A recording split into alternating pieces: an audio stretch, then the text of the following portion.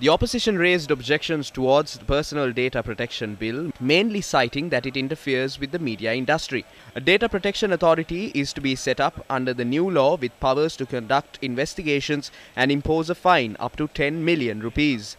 The Sri Lanka Editors Guild, Young Journalists Association and Transparency International were among the groups that said this law would affect media freedom. They point out that the new law even surpasses the Right to Information Act. I wish to request you to take note of our objection. They have brought forward this bill by surpassing the Sectoral Oversight Committee. All media organizations are opposing this law.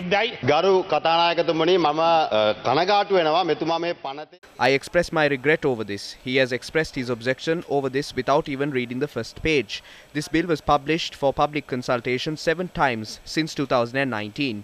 We wish to responsibly state that this bill will not violate the rights of journalists. We must establish a data protection agency between 18 and 30 months after passing the law. This law gives us powers to prepare the regulations for that. After the regulations are published, we will publish that on the website. It must be tabled in Parliament. That is when the authority will have the powers to implement these regulations. This will not surpass the Right to Information Act. This is not a law that affects the freedom of journalists. There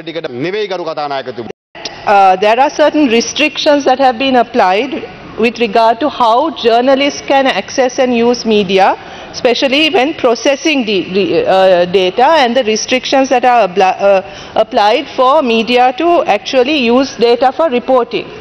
Given the current political situation where the media is feeling some level of threat, where media people have been attacked for their works, there are legitimate fears that this bill can infringe the right to expression and also on the right to information. There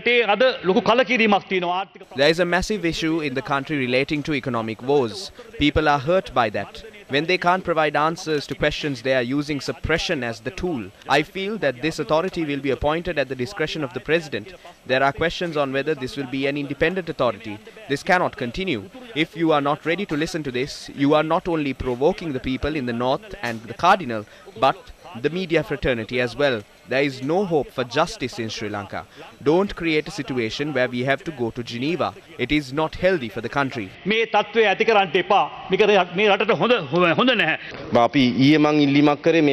Yesterday I requested for this bill to be postponed. The minister said that the bill must be passed over the next 3 months and that there is an urgent need for it. If the government continues to act like this based on the views of a single individual, remember that it is the president who holds this ministerial portfolio. This bill was not prepared based on the views of one person. Your government initiated this, but it could not go ahead. We have addressed all your concerns in this.